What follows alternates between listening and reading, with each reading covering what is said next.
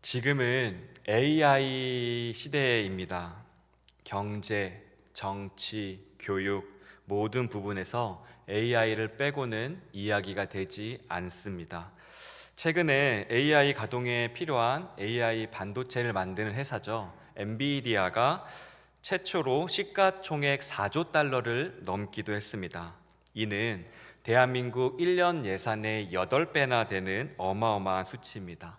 그만큼 이 AI라는 것은 경제 분야에서도 독보적인 자리를 차지하고 있음을 우리에게 알려주고 있습니다.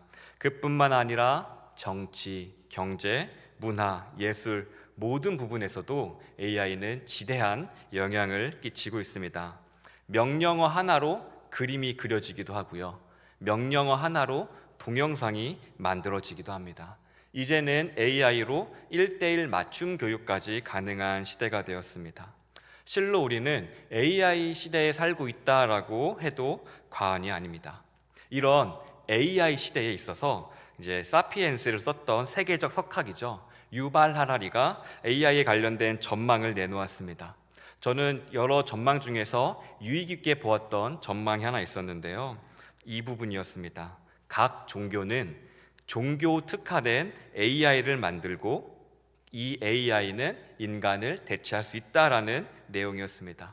생각해 보면은 뭐 특별할 것도 없는 내용이었습니다. 의사도 판사도 이제 뭐 대체된다고 하는 이 시대, 심지어 바느질하는 로봇도 나와서 이제 수공업도 대체될 수 있다라고 하는 그러한 모든 것들이 인공지능과 로봇으로 대체되는 이 시대에 종교계라고 해서 대체되지 말라는 법은 없기 때문입니다. 그런데 저는 한 가지 우려스러운 부분이 있었습니다. 바로 AI가 사람을 대체하게 되면은 AI가 권위를 갖게 된다는 것입니다. 생각해 보면은 기독교 AI를 생각해 보십시오. 기독교 AI가 있고 이 기독교 AI는 성경 66권을 전부 학습했습니다. 그뿐만 아니라 역사상 위대한 설교자들의 모든 설교를 학습하고 수만 권의 주석들을 통째로 학습했습니다. 그러니 이 AI만큼은 가장 강력한 논리로 무장을 했을 것입니다. 근데 그런 기독교 AI가 성경은 이렇게 얘기합니다 라고 했을 때에 우리는 과연 무엇으로 반박할 수 있겠습니까? AI가 거의 신과 같은 존재로 바뀔 수 있는 위험성이 있는 것이죠. 근데 이미 기독교 AI는 우리 가운데 와 있습니다. 기독교 어플을 보면은 이런 메뉴들이 있습니다. 어떠한 메뉴들이 있냐면 기분이 우울할 때 필요한 말씀, 기쁠 때 필요한 말씀, 내게 힘이 필요할 때 힘이 될 수 있는 말씀 같은 메뉴 말입니다. 그러면 그 버튼을 누르게 되면은 그에 관련된 성경 구절이 AI가 뽑아줍니다. 그러면 그 성경 구절을 보면은 실제로 그와 합당하기 때문에 위로가 되는 것 같고 하나님 말씀이 내게 임한 것 같은 기분이 듭니다. 그런데 우리가 생각해 봐야 될 지점이 있습니다. 이게 과연 하나님의 음성인가? 내가 듣고 싶은 말을 그냥 정교하게 골라준 데이터의 응답은 아닐까라는 것입니다. 물론 이러한 어플을 사용하면은 속 시원하고 참 편하죠. 큐티 해야 되는데 어떻게 묵상해야 되지? 알려줘. 기도를 해야 되는데 대표 기도를 작성해줘. 사실 우리가 큐티 하나만 하려고 해도 성경 책을 뒤져야 되고 온갖 책을 뒤져가며 시대적 배경이며 문맥이며 살펴봐야 되는데 이제는 명령어 한 번에 엔터를 치면은 3초도 안 되는 시간에 모든 것이 답이 나옵니다. 굉장히 매력적이죠. 수많은 피로를 덜어주고 시간과 감정을 절약해 줍니다. 답이 없는 이 세상에서 명쾌하게 가이드라인이 되어주기도 하죠. 근데 이러한 상황이 점점점 더 확대된다면은 우리는 앞으로 우리의 모든 신앙 문제에 있어서 인공지능을 찾게 될 것입니다. 인공지능이 말해주는 성경, 인공지능이 말해주는 조언, 인공지능이 말해주는 이럴 때는 이렇게 해야지. 마치 하나님께 구해야 될 것을 인공지능을 통해서 구하는 것 같은 상황이 벌어지는 것입니다. 물론 인공지능이 말해준 것들은 신빙성이 있습니다. 왜냐하면 인공지능은 그간 쌓여있던 데이터를 통해서 가장 적절한 답을 우리에게 건네주기 때문입니다. 그런데 우리는 기독교인으로서 과연 이러한 것들이 진짜 하나님과의 만남일까? 우리는 이 지점에서 질문을 던져야 합니다. 그럼 하나님께서 우리 가운데 어떻게 임재하실까요? 하나님의 계시는 그냥 인공지능이 내놓는 데이터 처리, 분석 능력이 적절하게 내뱉는 그 조합된 언어에만 갇혀버린 걸까요? 내가 힘들 때 필요한 성경 구절을 딱 던져주면 이게 하나님의 말씀일까요? 이 지점은 우리가 꼭 짚고 넘어가야 될 부분이라고 생각합니다. 하나님께서는 자신을 어떻게 드러내시는가? 오늘 본문이 이에 대한 답을 주고 있습니다. 오늘 본문은 모세의 소명장이라고도 합니다. 하나님께서 모세를 부르신 장면이 바로 오늘의 본문이죠. 우리는 오늘 말씀을 통하여서 하나님께서 자기 백성에게 자신을 어떻게 계시하시는지, 자기 백성에게 어떻게 자신을 드러내시는지를 살펴보도록 할 겁니다. 그렇기 때문에 우리는 오늘 이 말씀 시간을 통하여서 하나님께서는 글에만 갇혀 계신 게 아니라, 하나님께서는 논리에만 계신 것이 아니라 인격적인 하나님을 깨달아 알아서 우리가 좀 더 하나님과 깊은 교제로 나아갈 수 있는 힌트를 얻을 수 있는 귀한 시간이 되기를 주님의 이름으로 축원합니다. 그럼 하나님께서는 자신의 백성에게 자신을 어떻게 드러내실까요? 첫째로 하나님께서는 우리의 전 인생 가운데서 자신을 드러내십니다. 우리의 인생 가운데서 하나님께서 나타나신다는 거예요. 오늘 본문 속 모세를 보면은 나이가 80세가 된 노인입니다. 무언가 새로 시작하기엔 늦은 나이죠. 모세의 과거에는 애굽 왕자로서 화려한 과거, 동족을 구하려고 했던 그런 뜨거운 혈기도 살인 후에 도망자가 되면서 모두 쌓아놨던 것들이 사라져버렸죠. 그래서 지금은 그는 그냥 강야 구석진 곳에서 양을 치고 있는 늙고 힘없는 양치기의 모습입니다. 이런 지금 현재의 모세의 모습은 새로운 가능성을 통해서 내가 무언가를 한다라고 하기보다는 그냥 이렇게 살다가 인생 끝나겠지라고 예측 가능한 인생이 바로 모세의 상황이었습니다. 그런데 하나님께서 이 상황까지 모세를 기다리셨다는 것입니다. 그리고 이 상황에 이르렀을 때 하나님께서는 본격적으로 모세를 만나는 무대를 조성하십니다. 우리는 이것을 통하여서 무엇을 알 수 있냐면 하나님께서는 인생 한순간에만 짠 하고 나타나서 역사하시는 분이 아니라 우리의 전생애를 지켜보고 계시고 가장 필요한 타이밍에 나타날 준비를 하신 분이라는 것을 우리는 알 수가 있습니다.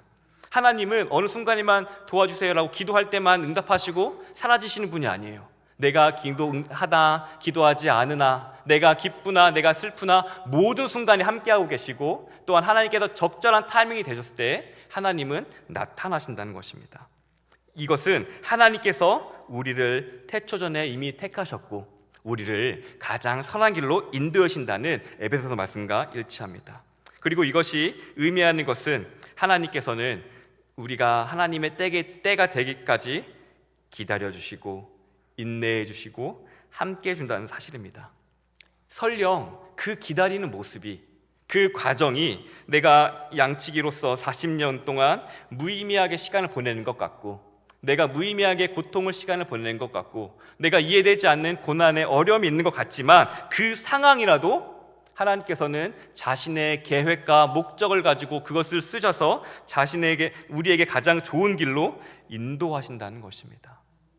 이것은 인격적인 하나님만이 가능하시고 우리의 모든 순간순간 하나하나, 우리의 숨쉬는 순간마저도 하나님의 주권 안에 있다는 것을 우리는 알 수가 있는 것입니다. 여정이라는 찬양이 있죠. 이 찬양의 이런 가사가 있습니다. 아픈 날도 많았고 좋은 날도 있었습니다. 그러나 뒤돌아보니 모든 것들이 하나님의 은혜였다라는 고백이었습니다. 그렇습니다. 하나님께서는 우리의 모든 인생 여정 가운데 함께 하신 하나님을 믿으시기를 바랍니다. 그리고 그 여정의 것을 하나하나 재료로 쓰셔서 우리를 가장 선한 길로 인도하시는 분이 하나님임을 믿으시기를 바랍니다. 모세처럼 과거에 내가 애굽 왕자의 높은 자리에 있어서 그 자리에서 뭔가 해볼 수 있는 가능성이 보이는데 그 자리에서 쫓겨나서 희망을 잃어버렸던 그런 우리의 모습일지라도, 이 자리에서 뭔가 해볼 수 있는 가능성이 보이는데 쫓겨날지라도, 무능력하게 내가 시간을 보내는 것 같을지라도 하나님께서는 모세를 잊지 않고 때가 되었을 때 모세를 찾아와 줬듯이, 그 인생 가운데서 찾아와 주셨듯이 우리에게도 하나님께서는 동일하게 역사하신다는 것입니다. 하나님은 우리의 인생을 지켜보고 계시고 우리의 인생 순간순간 하나하나를 보셔서 가장 적절한 타이밍에 우리의 인생 가운데 드러나시는 하나님임을 믿으시길 바랍니다. 이렇게 때가 되자 하나님께서는 모세를 부르십니다. 1절을 보면은 모세가 양떼를 광야 서쪽으로 인도했다라고 기록하고 있습니다.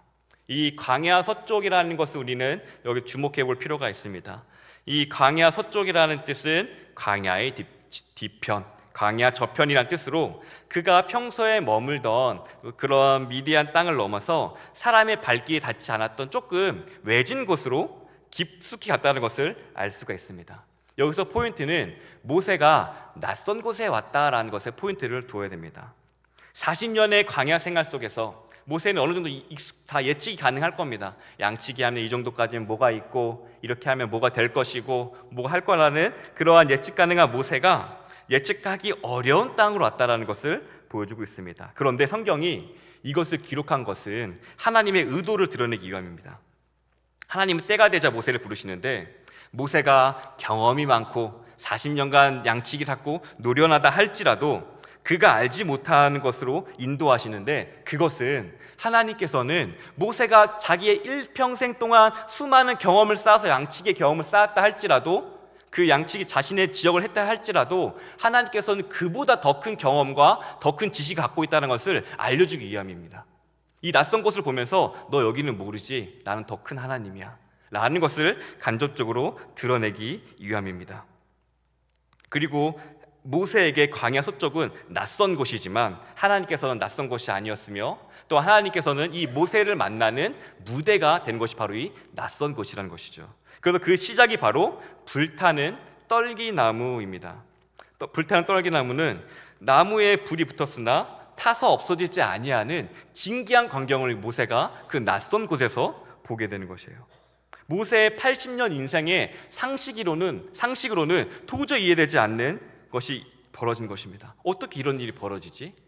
이거는 상식이 맞지 않는 것인데 어떻게 이런 초자연적인 일이 벌어지지? 라고 하는 것이죠. 이렇게 하나님께서는 이러한 초자연적인 현상을 통해서 모세가 아직 경험하지 못한 하나님의 세계가 있다는 것을 보여주시는 거예요.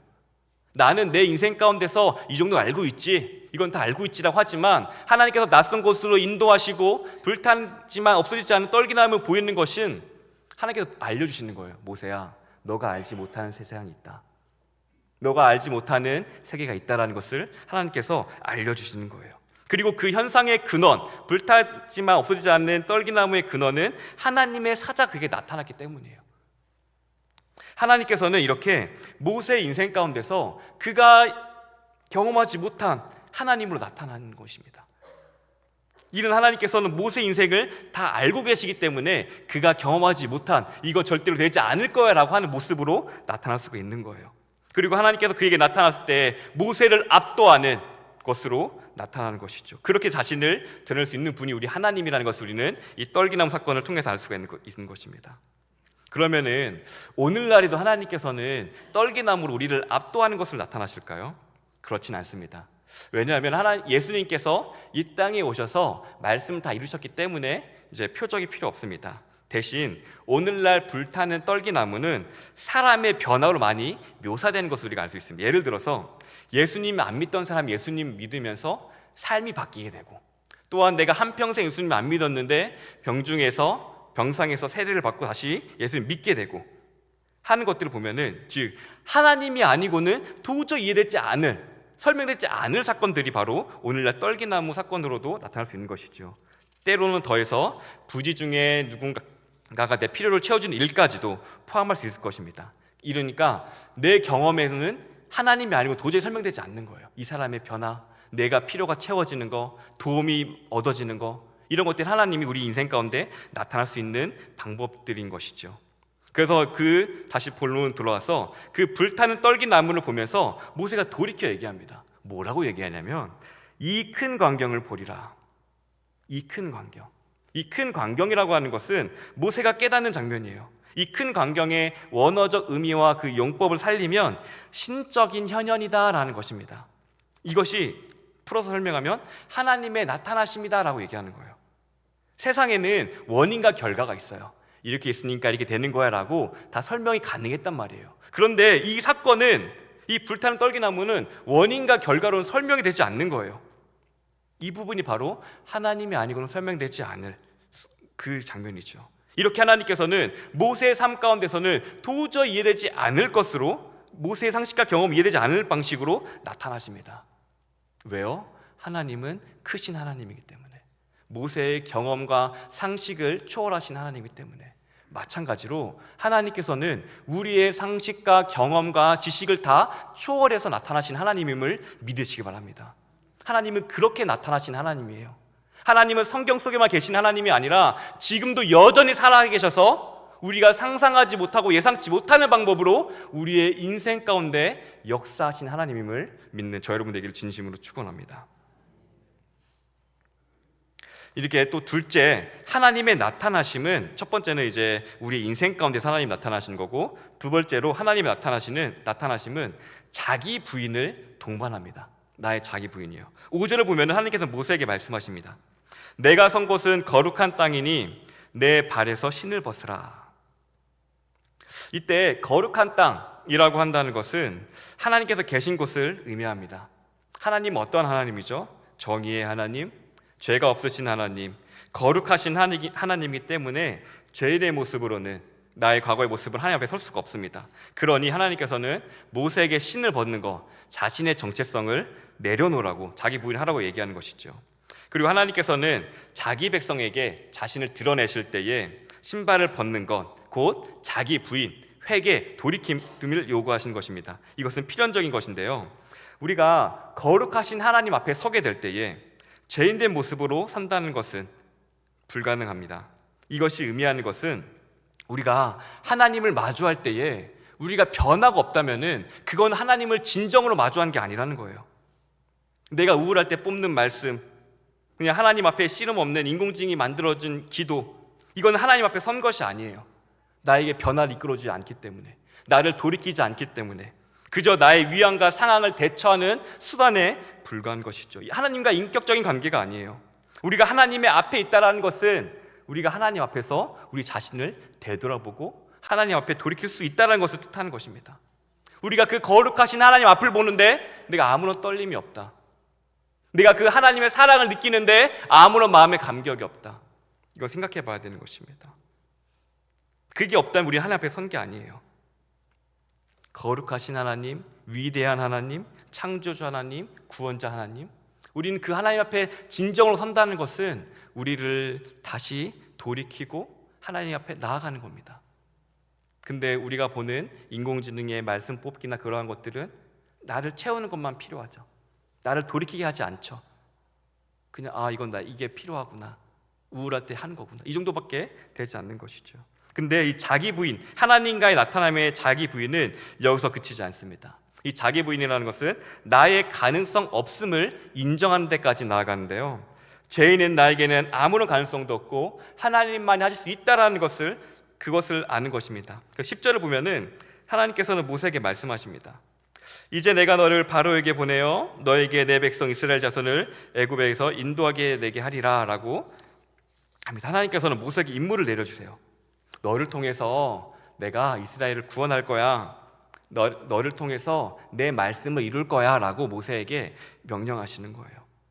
이때 모세의 반응을 보면은 11절입니다. 모세의 반응을 보면 모세가 하나님께 아뢰되 내가 누구이기에 바로에게 가며 이스라엘 자손을 애굽에서 인도하여 내리까.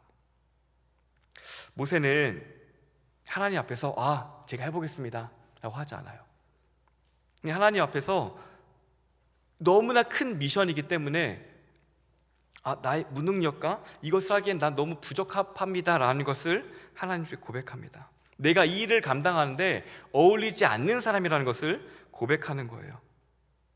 이렇게 하나님께서는 보게 하시는 거예요. 나는 이거 할 수 있는 사람이 아니구나. 근데 바로 이 자기 부인에 있어서 하나님은 여기서부터 일을 하기 시작하시는 거예요. 모세는 하나님께서 명령하신 일을 나는 능력이 안 됩니다, 이 큰 일을 행할 수 없어요 라고 안 된다고 얘기하지만, 이 부분이 바로 하나님의 하나님됨을 드러내는 중요한 장면인데, 왜냐하면 하나님께서 말씀하시는 것은 인간의 생각에 그건 도저히 안 될 것 같은데, 사람의 생각에 그 미션은 100년 뒤에나 가능할 것 같은데 라고 생각할지라도 하나님께서 하신다고 하면은 그거는 된다라는 거예요. 우리는 창세기를 통해서 알고 있죠. 어둠 가운데 빛이 있으라 했으니 하나님께서 말씀하시니 빛이 생겼어요. 천지창조가 되었던 거죠. 불가능해 보였는데 빛이 생기는 기적이 생긴 거예요. 이와 같이 모세는 바로에게 가서 무엇 하나 할 수 없어요. 그냥 앞에 찾아가지 못할 수도 있고, 그냥 병사가 명령하면 병사에게 말하는 창에 찔려 죽임당할 수도 있어요. 근데 하나님께서 말씀하시니 불가능한 것들이 가능하도록 바뀌는 거예요. 이것이 의미하는 것은 하나님께서 말씀하시면 그거는 인간의 가능성을 통해서 진행된다는 것이 아니라 하나님의 권능과 하나님의 의지를 통해서 하나님께서 그것을 끌고 가신다는 거예요. 인간의 기준에서는 불가능해 보이나 하나님께서 말씀하시면 그건 가능해진다는 것을, 이것이 보여주는 것은 인간의 한계를 초월하신 하나님임을 우리는 기억해야 할 것입니다. 마지막으로 하나님께서는 자신의 백성에게 자신의 이름을 드러내시면서 인격적인 관계를 통해서 드러내십니다. 14절을 보겠습니다. 14절을 보면 하나님이 모세에게 이르시되 나는 스스로 있는 자이니라. 또 이르시되 너는 이스라엘 자손에게 이같이 이르기를 스스로 있는 자가 나를 너희에게 보내셨다 하라. 하나님께서는 모세에게 자신을 설명하십니다. 근데 이게 정말 대단한 거예요. 왜 대단한 것이냐면 창조주가 피조물에게 자신을 설명한 거기 때문입니다.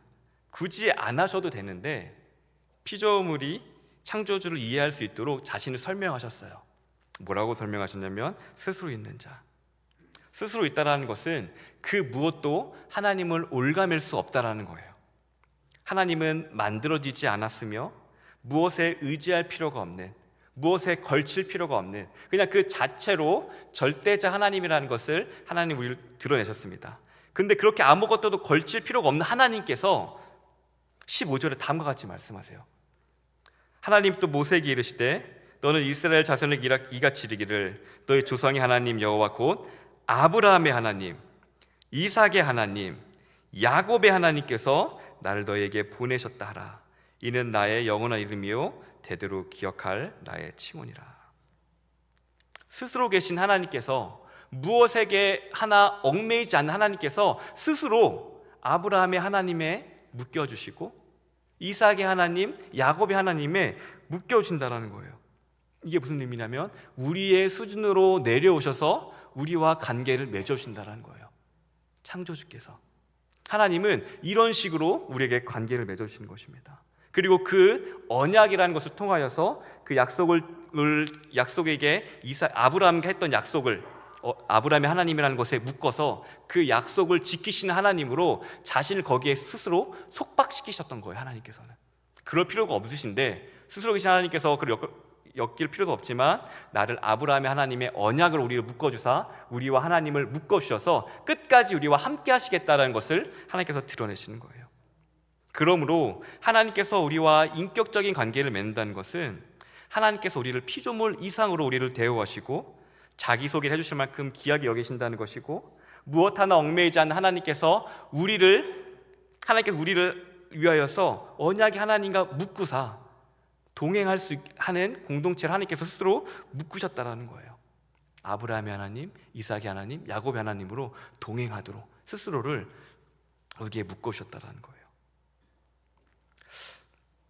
정리를 하면은 하나님께서는 자신을 드러내실 때에 우리의 전 인생을 통해서 역사하시기도 하시고, 또한 하나님과의 만남 가운데서 자기 부인을 통하여서 하나님을 위대함을 드러내시고, 또한 하나님은 스스로 우리에게 묶이셔서 인격적인 관계를 맺어주시는 것을 확인했습니다.